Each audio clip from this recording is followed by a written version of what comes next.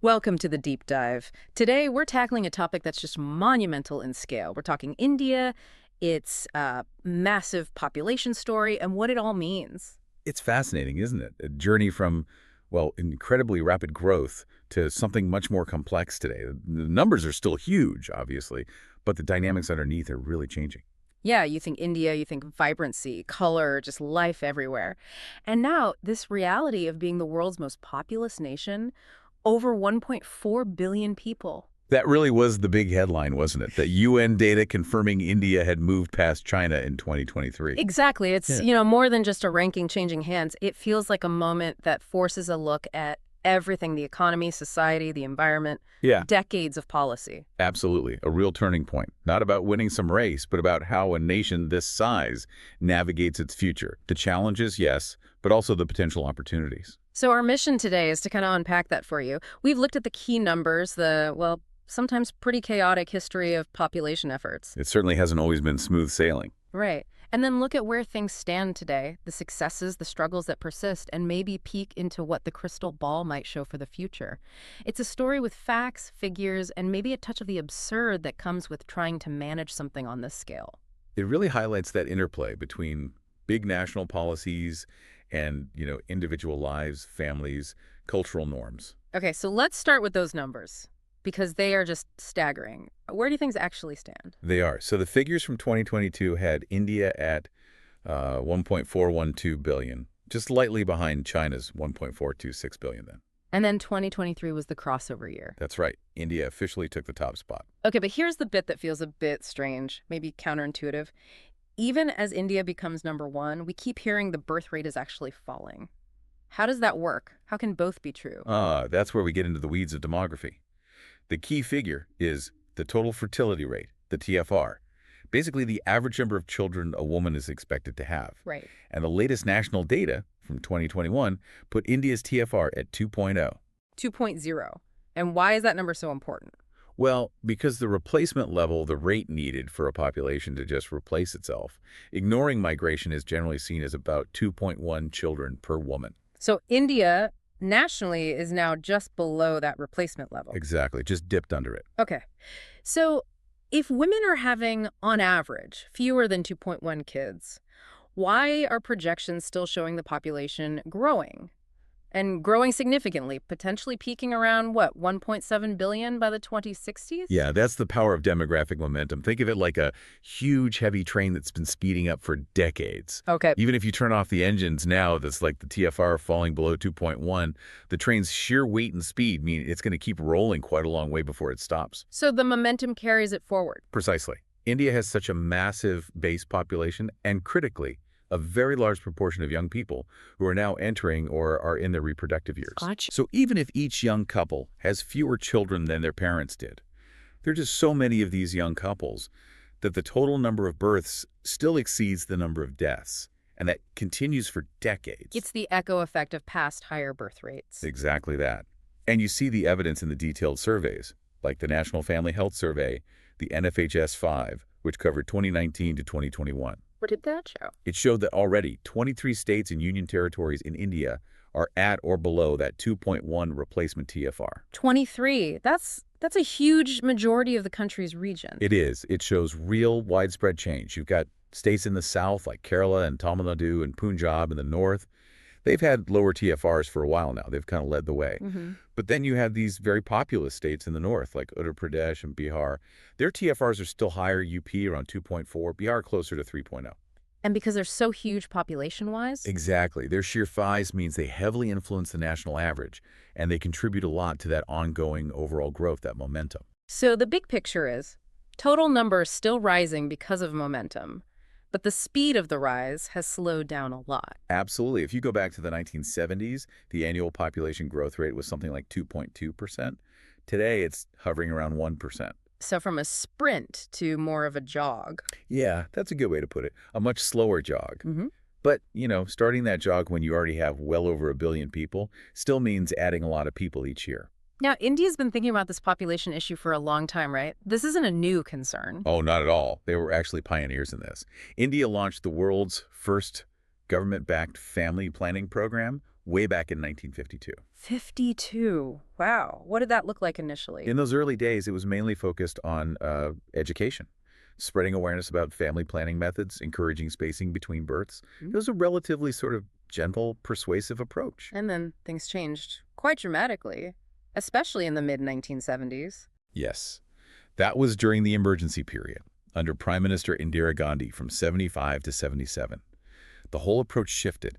It went from that gentle nudge to something much more, well, coercive. This is when we hear about the forced sterilizations, that very controversial chapter. Exactly. It became very target-driven, intense pressure. And yes, widespread reports of coercion, particularly around vasectomies for men. The figures are stark in 1976 alone. Over 6 million men underwent sterilization. This million. Yeah. And many accounts suggest this happened under duress, sometimes tied to getting basic government services or keeping jobs. States like Uttar Pradesh and Haryana saw particularly aggressive campaigns. It sounds like a really dark period, and presumably it caused a massive backlash. Huge backlash. Public outrage was immense. It was seen as a violation of rights, deeply traumatic for many. And that reaction fundamentally altered the course of family planning policy in India. How so? What changed after the emergency? Well, once the emergency was lifted, there was a very clear policy correction. The government swung back hard toward voluntary measures, no more coercion. So what did they promote instead? The focus shifted to providing access to and promoting methods like condoms, IUDs, those are the intrauterine devices for longer-term contraception, and public campaigns using slogans like hum do, hummer do, Which means? we too are too. Ah, A simple message encouraging smaller family sizes, but through choice and awareness, not force. more about empowerment than control. That was the idea. And this voluntary rights-based approach got cemented later in things like the National Population Policy of 2000. It set goals for stabilizing the population, but framed it explicitly around sustainable development, informed choice, and especially women's empowerment. Okay, so fast forward to today. How well have these voluntary methods actually worked? What's the uptake like? If you look at that NFHS 5 data again, you see pretty significant progress. Overall contraceptive use among currently married women aged 15-49 reached 66.7%. So two-thirds using some method. That's a substantial increase over time. Is there a good mix of methods being used, or does one dominate? Modern methods are definitely more common now, which is good, Mm-hmm. but there's still a very skewed pattern. Female sterilization is by far the most dominant method, Really? How common? used by about 37.9% of those married women using contraception. Compare that to male sterilization vasectomy, which sits at just 0.3%. 0.3%. Wow, that's incredibly low. It is, and it really highlights how the burden of family planning still falls overwhelmingly on women in India. Yeah, that's a stark imbalance. What else influences fertility rates now? Well, beyond just contraception access, two factors stand out really clearly in the data: education and urbanization. How so? Women with more years of schooling tend to marry later, have better access to information, and ultimately have fewer children. It's a very strong correlation. And living in cities versus villages? Same trend. Urban areas consistently show lower TFRs than rural areas. Better access to services, different economic pressures, changing social norms. It all plays a part. Can you give an example, like a state comparison? Kerala is the classic example often used. It has near universal literacy, especially for women, and its TFR is down at 1.6, well below replacement. Okay. Contrast that with a state like Bihar, which has lower literacy levels, higher poverty rates, and a much higher TFR, around 3.0.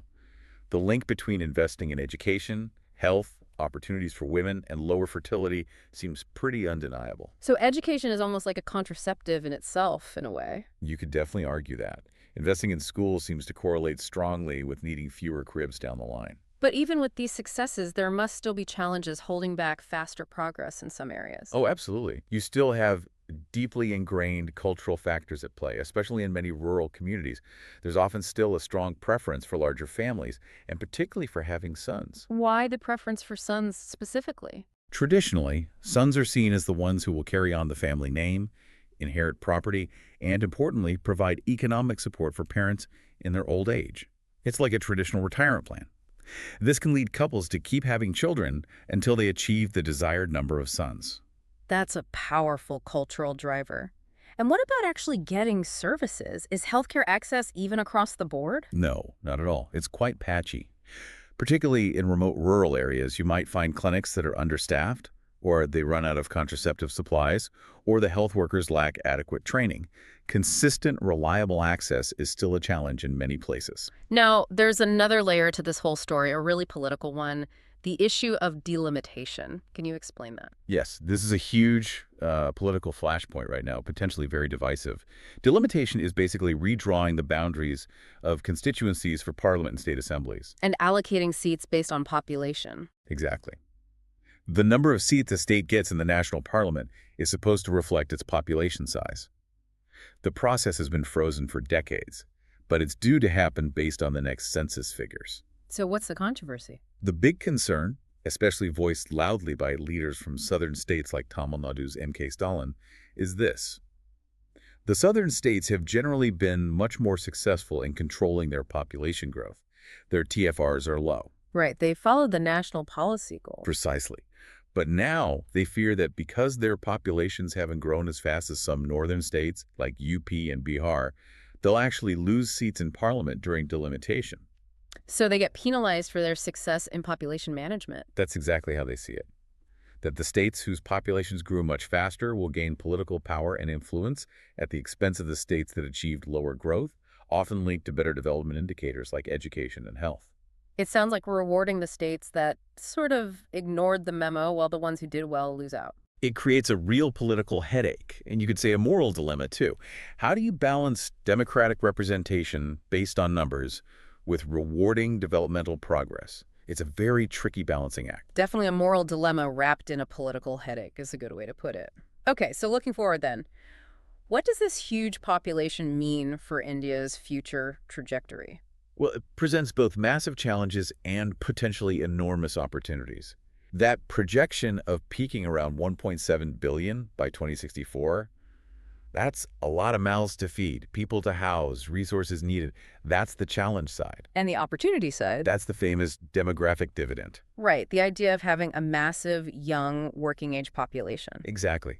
India has this huge bulge of young people. It's often described as potentially a billion-person startup, this window where you have fewer dependents, children and elderly, relative to the number of working-age people. This could fuel incredible economic growth. But there's a big if there, isn't there? It's not automatic. Not at all. That dividend only pays off if that huge young population is educated, skilled, healthy, and crucially, has access to good jobs. Otherwise, you risk it turning into a demographic disaster. A massive cohort of unemployed or underemployed youth can lead to frustration, social unrest, and wasted potential. So the pressure is immense to invest heavily in education, skills training, and job creation. And is the government's thinking shifting on this? Are they talking less about just controlling numbers? Yes, there seems to be a clear evolution in the language. You hear more talk about population management rather than just population control. Figures like Andhra Pradesh's Chief Minister Chandrababu Naidu have used this framing. What does management imply differently? It suggests a shift from purely focusing on limiting births to focusing more on improving the quality of life, the skills, the health, the productivity of the population they have, and the population yet to come. Quality over quantity, essentially. That seems to be the direction. Investing in better schools, creating good jobs, ensuring healthcare is accessible. It's about nurturing that workforce potential, making sure the gold mine doesn't become a ghost town of missed opportunity. But while India is young now, that falling TFR means something else is coming down the track, right? An aging population. That's the other side of the demographic coin, the long-term curveball. As birth rates stay low and people live longer thanks to better healthcare, the proportion of older people inevitably increases. So more grandparents, fewer grandchildren, relatively speaking. Exactly. Projections show a significant increase in the share of the population aged 65 and over by around 2050. This is the silver tsunami people talk about. And that brings its own challenges. Big ones. It puts huge pressure on pension systems. Healthcare costs skyrocket as age-related illnesses become more common. The dependency ratio shifts again, fewer workers supporting more retirees. So planning for that needs to start now. Absolutely. Thinking about sustainable pensions, geriatric health care, maybe even ways to keep older people productively engaged if they wish. But there's a potential positive too. If the economy grows well as the population stabilizes or even shrinks post-peak, you might have more resources per person, even with an older society. And looking at the political discourse around solutions, you see quite different ideas being floated sometimes. You do. You see some approaches that seem maybe overly simplistic, like just focusing on, say, distributing free condoms. Then you see other suggestions like a potential cash incentives for sterilization or smaller families mentioned by figures like UP's Yogi Adityanath. Which sounds a bit like echoes from the past. It does have a bit of a 1970s feel, perhaps, and it raises the question, can you really solve these complex, deeply rooted social and economic issues with just simple tools like cash handouts? Most analysis suggests you need a much more comprehensive, integrated approach. Right. So let's try and pull these threads together. Summing up, what's clearly working, where are the big areas needing more effort, and that political irony. Okay, on the success side, the shift away from coercion to voluntary family planning was vital. We see the results in higher contraceptive use overall. There have been real gains in reducing maternal and infant mortality. Women's education and empowerment, while uneven, have progressed. Programs like the National Rural Health Mission and NGO efforts have made a difference. And the areas needing work. That patchy access to quality healthcare and family planning, especially in rural areas, is a persistent problem. It needs to be more reliable, better staffed, better supplied. And those cultural barriers, son preference, pressure for larger families in some communities, those are sticky. They change slowly. We also touched on data issues. Yes, that's important. Good policymaking needs good current data. The delay in the 2021 census, for example, makes it harder to get that precise picture needed for effective planning. You need a reliable map to navigate. Which brings us back to that political not delimitation. Yeah, the irony remains. States that arguably did the right thing by investing in development and bringing down birth rates now face losing political clout because of it. Like being punished for being the teacher's pet. In a way, yes. It's a fundamental question of fairness and political representation that India's system needs to grapple with. It's not going away easily. So considering all this, what does the path forward look like? What are the key strategies emerging from the analysis? Well, number one seems to be keep investing heavily in education, especially for girls and women, and focus on their empowerment. It's not rocket science, as they say, it's just putting to work. Better health, smaller families, more economic participation. And fixing those healthcare gaps. Essential. Making sure clinics, especially rural ones, are properly equipped and staffed, so people, women and men, can reliably access the services and methods they need. You mentioned men specifically there. Yeah. More male involvement. Definitely. Shifting some of the burden from women, promoting vasectomy much more actively. It's actually a simpler and safer procedure than female sterilization. We saw the numbers. 0.3% is just too low. It needs a real push. And smarter ways to encourage smaller families. Yeah, moving beyond just, say, cash for sterilization. Thinking about incentives linked to investing in children's education, skills development, supporting job creation, things that build human capital for the long term. That's how you potentially harness the dividend. And preparing for the aging population. Non-negotiable now. Mm-hmm. Seriously planning for pensions, elder care, healthcare infrastructure for an older population, it's coming. So preparation is key. And finally, this sounds like it needs everyone pulling in the same direction, politically. Ideally, yes. This is a national challenge that cuts across party lines, BJP, Congress, regional parties. It needs sustained political will and cooperation, not becoming a political football.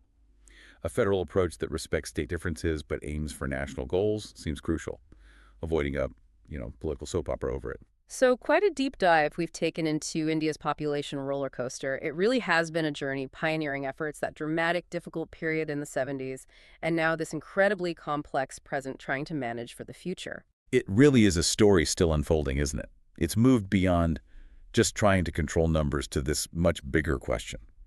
How do you ensure a good quality of life, opportunity, and well-being for 1.4 billion plus people? Turning that immense number from just a challenge into, hopefully, that demographic dividend. India is juggling these epic numbers, these huge challenges, but also this incredible potential. If they can figure out how to manage 1.4 billion people through all this. They can probably handle almost anything. Almost. Well, maybe finding parking in Mumbai during peak hour might still test the limits. Fair point. So maybe the thought to leave you with is just that, contemplating this extraordinary balancing act. India managing the sheer quantity of its people while striving against huge odds sometimes to improve the quality of life for every single one. It's a story playing out right now, with lessons for the whole world.